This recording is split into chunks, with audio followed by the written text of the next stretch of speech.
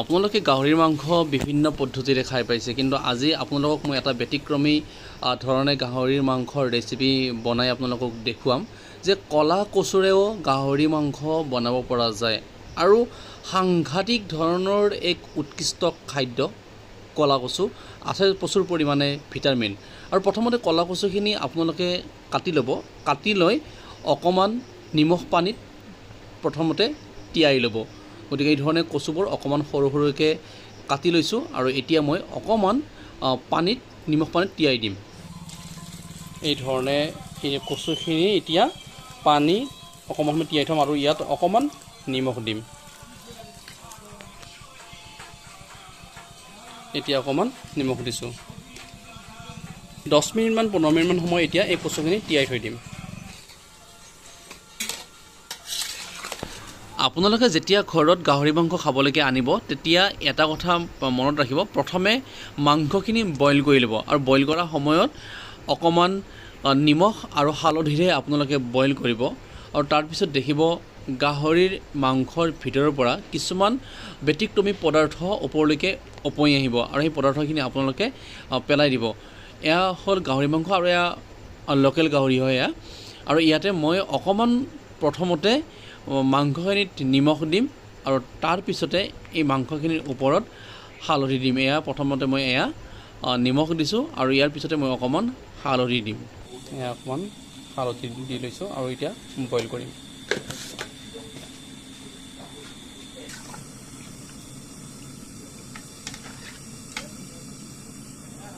খাব জানিলে কিন্তু কলা কচুত আছে প্ৰচুৰ পৰিমাণে ভিটামিন, যেনে A, B, C, B12, B6, B2, E আৰু মেংগানিজ আৰু বহুত আছে। আৰু ইয়াতে প্ৰচুৰ পৰিমাণে ফচফৰাছ, পটেছিয়াম, কপাৰ মানে বহুত আছে। মানে ইয়াৰ ভিটামিন কলা কচুৰ ভিটামিনৰ কথা কৈ আমি শেষ কৰিব নোৱাৰিম, কাৰণ ইয়াৰ কলা কচুটো যেতিয়া আপোনালোকে খাব তেতিয়া আপোনালোকৰ চকুৰ আৰু আপোনাৰ চকু, লিভাৰ এই ধৰণৰ ব্লাড প্ৰেছাৰ বহুতকৈ বেছি জানে। ই ডাক্তৰী পঢ়িছিলে নেকি আগতে। কচুটো একচুৱেলি ইজিলি এভেইলেবল বস্তু, ভিতৰতে পায়, কিন্তু মানুহে তাক ইমান হেৰি নকৰে। তাৰ যে কিমান বস্তু আছে, যে কিমান ৰিচ বস্তু হয়, সেইটো মানুহে মানে জ্ঞান নকৰে, এৰি থৈ গুচি যায়, নিজে নিজে হয়। প্ৰথম কথা মানুহে কয় কচু খালে প্ৰেছাৰ হয়। যিকোনো ডক্তৰক সোধক বা যিকোনো আপুনি নেটত যাওক চাওক, কলা কচুৰ যোনডাল ঠাৰি, কলা কচুৰ ঠাৰি খালে প্ৰেছাৰ কমায়। তাতে পটেছিয়াম আছে, পটেছিয়ামে এক্সেছ চল্ট বডিত ব্ৰেকডাউন কৰে, তাৰপিছত প্ৰেছাৰটো কমায়। ডায়েবেটিছো কমায়। সিহঁতৰ এই ইয়াতে মই পঢ়ি ফালে কৈছো এইটো বস্তু, কচুৱে আপোনাৰ গ্লুক'জ ইনটলাৰেঞ্চ মানে যোনটো ইনচুলিন ইনটলাৰেঞ্চ, ইনচুলিনটো বঢ়ায় কচুৱে। আৰু থাকে তাৰ ওপৰত আপোনাৰ ভিটামিন A আছে, প্ৰচুৰ মাত্ৰাত ভিটামিন A আছে, যোনটো আপোনাৰ চকু আৰু লিভাৰ এইবোৰৰ কাৰণে ভাল। Vitamin C, vitamin B2 riboflavin, vitamin B12, potassium, copper, phosphorus, তাৰপিছত ভিটামিন E, ভিটামিন C গোটেইখিনি আছে। গতিকে কচুৰ মানে কচুৰ গুণাগুণৰ কথা কৈ শেষ কৰিব পৰা নাযায়, ইমান আছে। মানুহ মোৰ মতে কচুটো এটা এনেকুৱা প্ৰকৃতি আমাক এনেকুৱা এটা বস্তু দিছে, যোনটো বস্তু আমি ইজিলি এভেইলেবল আৰু খাই সোৱাদ আছে আৰু বহুত বেছি পৰিমাণে মিনাৰেলছ আৰু ভিটামিন। ৰেগুলাৰ কচু খোৱাটো মই ভাবোঁ ৰেগুলাৰ কচু খাব লাগে। ব্লাড চাৰ্কুলাৰ ঠিকে ৰাখে, চাফা কৰি ৰাখে। অকল কচু খাই বহুত মানুহে বহুত দিনলৈকে একো বেমাৰ নোহোৱাকৈ থাকিব। ফেনবোৰ দেখা নাই, এইবোৰ ওপৰত উপঙি উঠা যিখিনি ফেন আছে, বহুতে ফেনখিনিক আকৌ প্ৰটিন বুলিও কয়। খাব পাৰে প্ৰটিন বুলি খায়। মূৰ্খবোৰে প্ৰটিন বুলি খায় নেকি? মূৰ্খবোৰে এইটো প্ৰটিন বুলি খায়তো। গাহৰিৰ ফেন মানে এইটো চবত চাই বেয়া বস্তু। সম্পূৰ্ণৰূপে বইল হৈ যোৱাৰ পিছত এই মাংসখিনি, গাহৰিখিনি এতিয়া বৰ্তমান এনেকৈ উঠাই থৈ দিছোঁ। এতিয়া ইয়াৰ পিছত মাংসখিনি ফ্ৰাই কৰিম।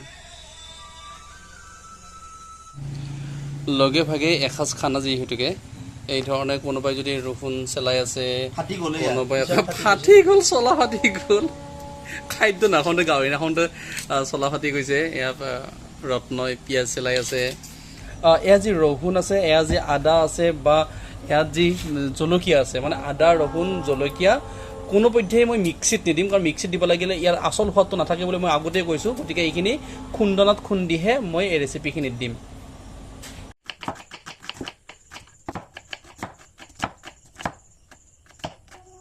আপোনালোকক আগতে মই কেইটামান ভিডিঅ'ত কৈছোঁ যে পিঁয়াজ ইয়াত 100% পিঁয়াজ এই প্লেটখনত আছে।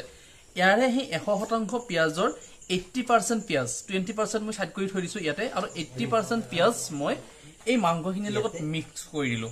80% এইখিনি যেতিয়া ফ্ৰাই কৰিম মাংসখিনি, তেতিয়া এই 80% পিঁয়াজখিনি এই মাংসখিনিৰ লগত ফ্ৰাই কৰিম, আৰু 20% পিঁয়াজখিনি মই তেলত ফ্ৰাই কৰিম।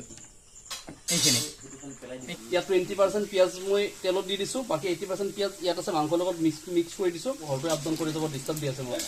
নাই নন্দিতা গাৰ্লছক ফোন মাৰ। শক্তিমন্ত্ৰী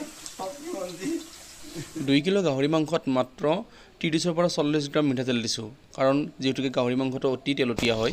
বহুদিনৰ মূৰত কেইজনমান বন্ধুৱে লগ হৈ এটা প্ৰীতিভোজৰ আয়োজন কৰিলোঁ, আৰু এই প্ৰীতিভোজটো ডিমৰীয়াৰ বৰবিলাত নিয়ৰি ধাবাত আয়োজন কৰিছোঁ, আৰু মই নিজে খাদ্যটো বনাই আছোঁ। আৰু আজি মই আপোনালোকক সঁচাকৈ এটা ব্যতিক্ৰমী ধৰণে দেখুৱাবলৈকে চেষ্টা কৰিছোঁ যে ক'লা কচুৰে গাহৰি মাংসটো বনালে সোৱাদ হোৱাৰ উপৰিও সাংঘাতিক ধৰণৰ যেন এটা মেডিচিন আজি আমি বনাই খাম। গতিকে আপোনালোকে পাৰিলে কেতিয়াবা ক'লা কচুৰে গাহৰি মাংস বনাই খাই চাব পাৰে।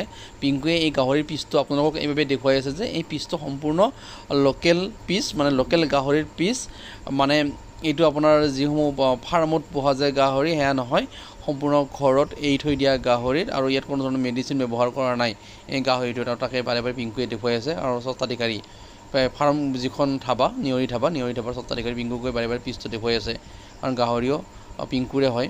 সেইবাবেই মাংসখিনি যেতিয়া ফ্ৰাই কৰি থকা হ'ব, তেতিয়া উচিত পৰিমাণৰ নিমখখিনি, যিমানখিনি আমাৰ ৰেচিপিত নিমখ লাগিব, সেই গোটেইখিনি নিমখ একেলগে দি লোৱা হ'ব।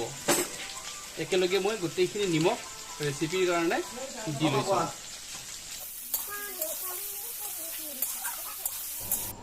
এইখিনিতে এটা কথা আপোনালোকক কওঁ যে গাহৰি মাংস আপুনি যেতিয়া খাবলৈকে বিচাৰে, তেতিয়া বহুতেই মানা কৰে যে গাহৰি মাংসটো নাখাব, বেয়া, স্বাস্থ্যৰ কাৰণে ক্ষতিকাৰক, হানিকাৰক, খাব নালাগে, বেয়া বস্তু গাহৰিটো, এই বুলি বহুতে ক'বলৈকে বিচাৰে যে গাহৰি মাংস খালে ফিটা পেলু হ'ব, ফেটি লিভাৰ হ'ব, গাহৰি মাংস খালেই চৰ্বি বাঢ়িব, বিভিন্ন ধৰণৰ কথা ক'বলৈকে বিচাৰে। কিন্তু খোৱাৰো কিছুমান মাধ্যম আছে আৰু বনোৱাৰো কিছুমান মাধ্যম আছে। যদি আপোনালোকে গাহৰি মাংসটো প্ৰকৃততে খাবলৈকে বিচাৰে, তেতিয়াহ'লে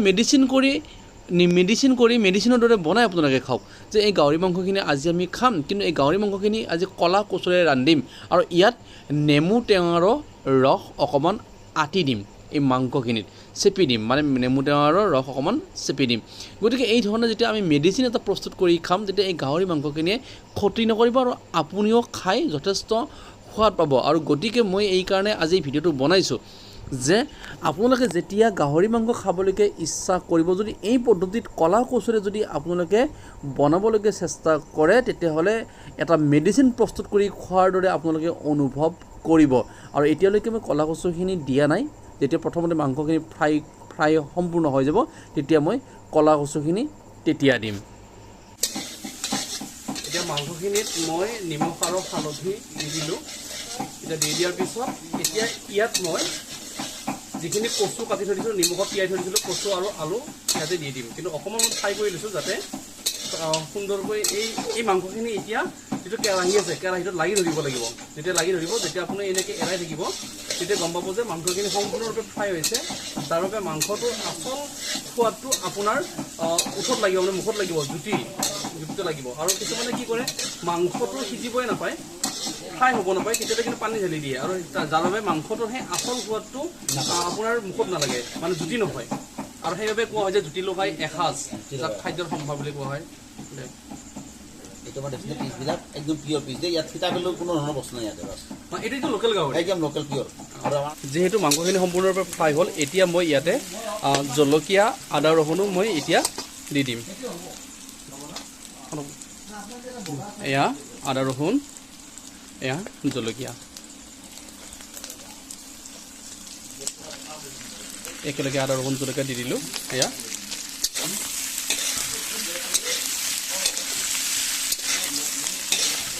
ইয়াত এতিয়া মই কচুখিনি দি দিম। এয়া কচুখিনি দি দিছোঁ। গ্ৰেভিটো ডাঠ কৰিবৰ বাবে 2 কিলো গাহৰি মাংসত এপোৱা আলু দিয়া হৈছে। আৰু আপোনালোকে কেৱল ভুল নুবুজিব যে আলু খালে ডায়েবেটিছ হয়। প্ৰকৃততে যিবোৰ মানুহৰ পূৰ্বৰ পৰাই ডায়েবেটিছ থাকে তেখেতসকলে আলুটো যেতিয়া খালে তেখেতসকলৰ ফেটছটো বাঢ়ে, আৰু ফেটছটো বাঢ়িলে সেই ডায়েবেটিছৰ কাৰণে যথেষ্ট অসুবিধা হয়, আৰু সেইবাবে আলু খাব নালাগে বুলি কয় ডায়েবেটিছ ৰোগীসকলে। কিন্তু সাধাৰণ মানুহে আলু খালে ডায়েবেটিছ নহয়। গতিকে আপোনালোকে ভুল নুবুজিব, আলুত যথেষ্ট পৰিমাণে পটেছিয়াম থাকে। এতিয়া ইয়াতে মই অকণমান নেমু টেঙা দি দিছোঁ।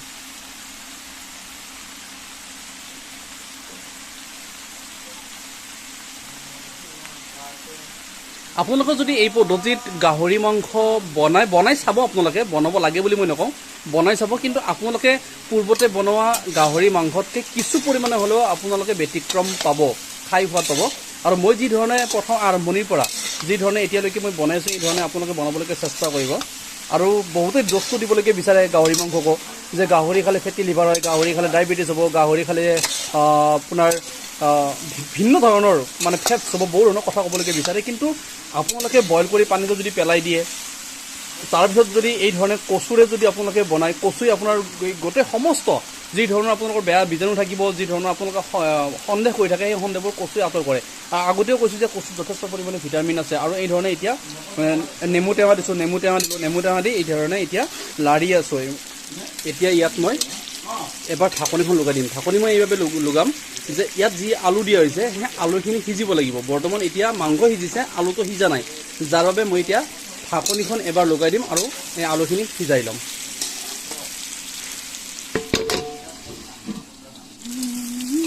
এতিয়া ইয়াত মই জিৰা দি দিলোঁ। এতিয়া জিৰা দিছোঁ, তাৰপিছত অকণমান মই জালুকৰ গুড়ি দিম, আৰু অকণমান মই ইয়াত জালুকৰ গুড়ি দি দিছোঁ। ইয়াত অন্য মছলাৰ প্ৰয়োজন নাই। বহুতে ইয়াত গৰম মছলা, মানে অন্য ধৰণৰ মিট মছলা, চিকেন মছলা, ৰেড চিলি কিবাকিবি বহুত দিয়ে, কোনো প্ৰয়োজন নাই সেইবোৰ দিয়াৰ। আপোনালোকে আদা ৰহুনক বেষ্ট কৰি কিনে বনাব, আৰু ঘৰতে পিছা যি আপোনালোকৰ জিৰা বা জালুকৰ গুড়ি আছে তেনেকৈ আপোনালোকে দিব, আৰু দেখিব আপোনালোকে ভবাতকৈ কিছু পৰিমাণে হ'লেও ব্যতিক্ৰমী এটা সোৱাদ হ'ব। আৰু আমাৰ যি পেকেট মছলা থাকে সেইবোৰে আচলতে সোৱাদটো কেৱল মছলাৰ সোৱাদটোহে লৈ গুচি আহে, কিন্তু আচল মাংসৰ সোৱাদটো কিন্তু লৈ নাহে। আৰু এটা কথা মনত ৰাখিব আপোনালোকে, এতিয়া মই জুইকুৰা চাওক, এতিয়া জুইকুৰা মই কমাই ৰাখিছোঁ, কাৰণ ইয়াত যিহেতুকে জিৰা জালুকৰ গুড়ি দিয়া হৈছে। যদি মই জুইকুৰা প্ৰকৃততে এই ধৰণে বঢ়াই দিয়াৰ লগে লগে ইয়াৰ মাংসটো লগে লগে এই মছলাটো তলত লাগি ধৰিব, আৰু তলত লাগি ধৰিলে জ্বলা মানে পুৰা গন্ধাব, আৰু মাংসৰ সোৱাদটো একেবাৰে নাইকিয়া হৈ যাব, জ্বলা পাব মাংসটো খাই। গতিকে যিহেতুকে মছলা দিছোঁতো, মছলা মানে জিৰা আৰু জালুকৰ গুড়ি দিয়া হৈছে বা হালধি দিয়া হৈছে, তো সেইবাবে ইয়াত জুইকুৰা এতিয়া কমাই ৰাখিছোঁ। এতিয়া মই ইয়াতে পানী দিম, পানী দি জুইকুৰা মই বঢ়াই দিম। যিমানখিনি পৰিমাণৰ ৰেচিপিত প্ৰয়োজন আমি সিমানখিনি পৰিমাণৰ পানী একেলগে দি লৈছোঁ। এই পানীখিনি একেলগে দি ল'লোঁ। এই পানীখিনি যেতিয়া গৈ ডাঠ হ'ব, এই গ্ৰেভিটো ডাঠ হ'ব, তেতিয়াই মাংসখিনি হোৱা বুলি ফাইনেলি আপোনালোকে গম পাব। আৰু এতিয়া মই এই জুইকুৰা বঢ়াই দিম। যিমান পাৰে আপোনালোকে বঢ়াই দিয়ক, আৰু তেতিয়াহে মাংসটো যেতিয়া ভমকৈ উতল আহিব, আৰু আহিলে এই মাংসত লাগি থকা যিখিনি মছলা আছে, আলুত লাগি থকা যিখিনি মছলা আছে, কেৰাহীত লাগি থকা যিখিনি মছলা আছে, সেই উতলে গোটেইখিনি মছলা কাঢ়ি ল'ব, আৰু উতলৰ লগত বিলীন হৈ যাব। আৰু তাৰপিছত দেখিব আপোনালোকে খাই টেষ্ট কৰি যাব, তাৰপিছত ক'ব লাগে। এতিয়া সম্পূৰ্ণৰূপে হৈ গ'ল গাহৰি মাংসৰ ৰেচিপি। যি ধৰণে গ্ৰেভি ৰাখিম বুলি ভাবিছিলোঁ সেই ধৰণে গ্ৰেভি হৈ গ'ল। এতিয়া মাংসখিনি সম্পূৰ্ণৰূপে হৈ গ'ল। যদি আপোনালোকেও ভাবে যে কলা কচুৰে গাহৰি মাংস বনাম, তেতিয়াহ'লে আপোনালোকে এই পদ্ধতিৰে বনাই চাব পাৰে। অকণমান নেমু টেঙাৰ ৰস অকণমান দি দিব পাৰে, আৰু কচুখিনি প্ৰথমতে তাৰ আহবোৰ চাফা কৰি লৈ সৰুকৈ পিচ কৰি কাটি আপোনালোকে নিমখ পানীত অকণমান সময় তিয়াই থ'ব। আৰু তাৰপাছত মই যি ধৰণে গোটেই আৰম্ভণিৰ পৰা শেষলৈকে দেখুৱালোঁ, সেই ধৰণে আপোনালোকে বনাই চাব, আৰু এবাৰ খাই আপোনালোকে চাব। চিন্তা কৰিব নালাগে, নোখোজোৱাই আপোনালোকক যদি বহুতে ভাবে যে খোজোৱাব বুলি, নোখোজোৱাই আপোনালোকে সুন্দৰকৈ আদা ৰহুন জলকীয়াৰে পেকেট মছলা ব্যৱহাৰ নকৰাকৈও আপোনালোকে সুন্দৰকৈ গাহৰি মাংসৰ ৰেচিপি বনাই চাবলৈকে আপোনালোকে পাৰে। সুন্দৰ